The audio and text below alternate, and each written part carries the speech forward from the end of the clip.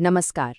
आज हम दोस्ती की एक ऐसी कहानी की बात करेंगे जो अमीरी, गरीबी और ऊंच नीच के फासलों को ही चुनौती दे देती है।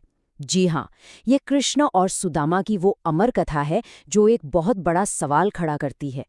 क्या सच्ची दोस्ती जिंदगी के सबसे बड़े इम्तिहानों में खरी उतर सकती है? इस कहानी में आपको सब कुछ मिलेगा। हास्य, करुणा, भक्ति और बेशुमार प्रेम। ये दोस्ती और विश्वास के इस असली मतलब को हमारे सामने रखती है। मतलब ये एक ऐसा इमोशनल सफर है जो दिलों को छू जाता है। तो चलिए इस सफर की शुरुआत करते हैं। तो हमारी कहानी के केंद्र में है सुदामा, एक बेहद गरीब ब्राह्मण जो जिंदगी के बहुत ही मुश्किल दौर से गुजर रहे थे। उनकी पत्नी ने उनसे बार बार कहा और आखिरकार वो एक उम्मीद लेकर निकल पड़े। कहाँ? अपने बचपन के दोस्त कृष्ण से मिलने, जो अब कोई मामूली इंसान नहीं बल्कि द्वारका के महान राजा थे। और सुदामा की हालत, वो तो बस देखने लायक थी। भूख से शरीर एकदम सूख चुका था, कपड़े फटे हुए थे और मीलों चलने की वजह से पैरों में छाले पड़ गए थे। सोचिए, एक राजा के लिए वो क्या तोहफा ले जा रहे थे? बस मुट्ठी भर चिवड़ा यानी पोहे। उनके पास देने को और कुछ था ही नहीं।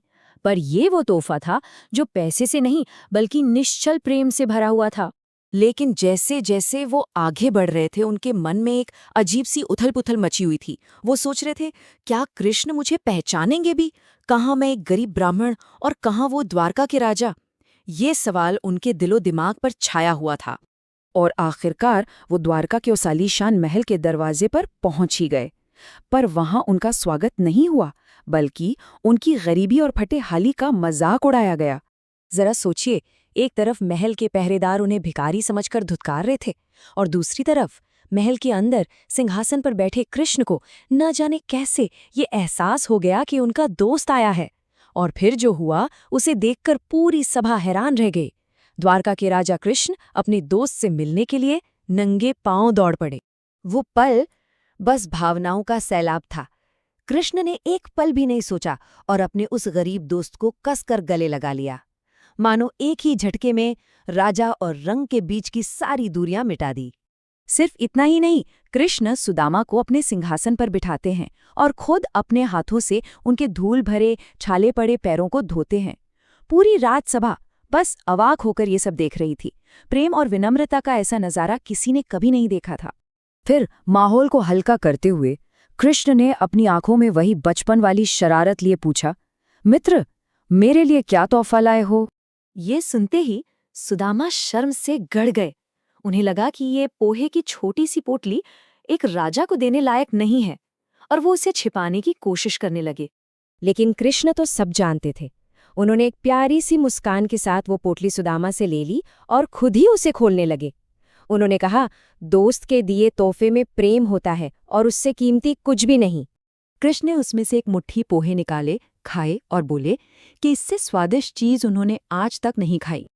और जैसे ही कृष्ण दूसरी मुट्ठी खाने के लिए हाथ बढ़ाने लगे, उनकी पत्नी रानी रुक्मिणी ने बड़ी समझदारी से उनका हाथ पकड़ लिया।